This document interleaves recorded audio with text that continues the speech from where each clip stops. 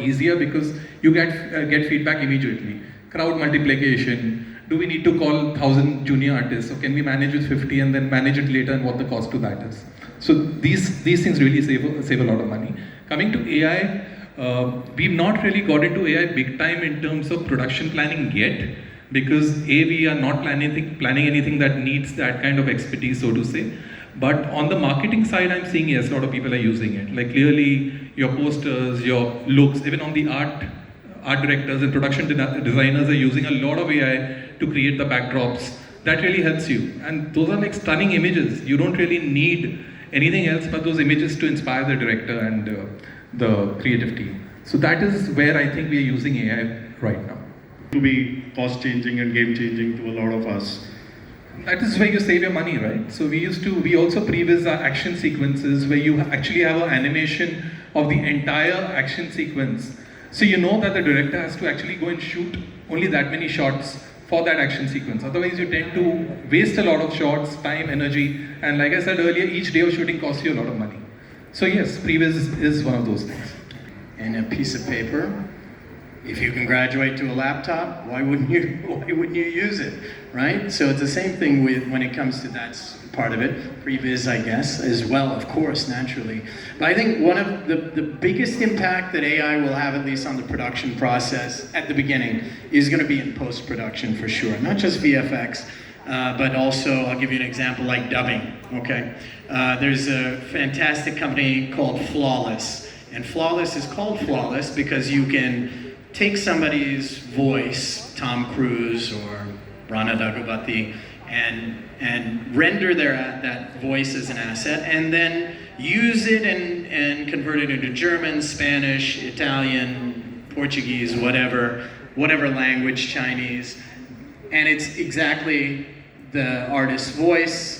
And it also, the other part of the AI is it adjusts the lips, right? So it looks completely natural. So now you're using that in a post way, and like that, once you have rendered the original asset, boom, you're done. You can do that for every Tom Cruise movie going forward. So that's one way. I think also, even on production, you're going to see a lot of quick, uses.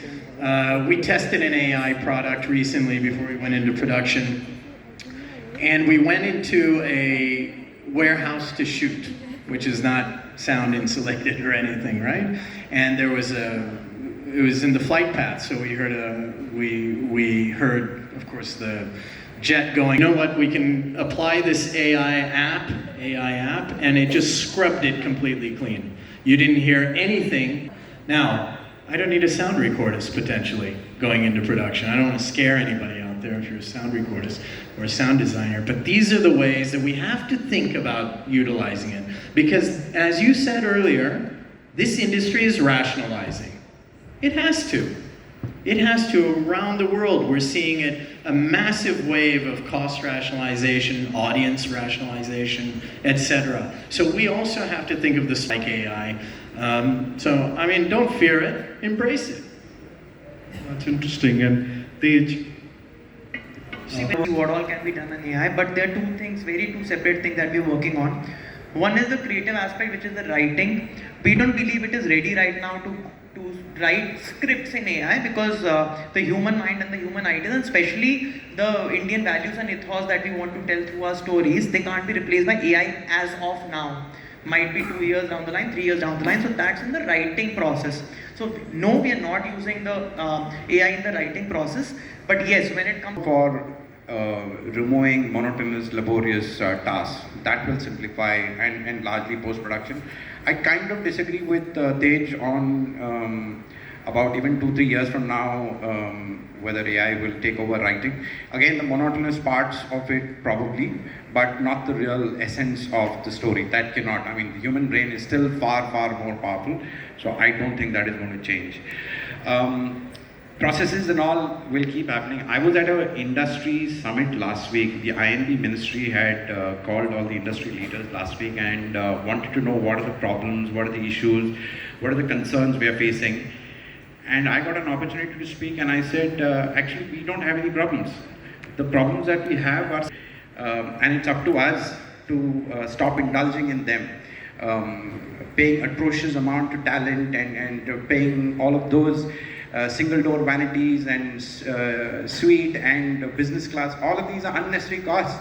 That is where the whole thing goes out of whack. The day we stop doing that, get back to basics, I think life will be much better. And the other thing is, we should not be embarrassed and feel ashamed about optimizing budgets. I don't know why everyone is like a cringe. You were talking about binge-worthy. This is cringe-worthy approach towards having cost-effective execution. Why? I think that approach in our mind also needs to change. If that happens, it'll be good. The third thing I'd like to say is, when in doubt, look back into history, look what has worked, and what we see as television with daily soaps, what Balaji managed to do, and that's where the penny dropped, and the whole industry, everyone started making money. This one person making money, or two people or two families making money is not enough. You have to do it. I might be saying slightly controversial things here, but that is the reality. Make things in high frequency, good quality, and things will turn. That's our. The industry will move to the next level. So, Just a clarification. I never said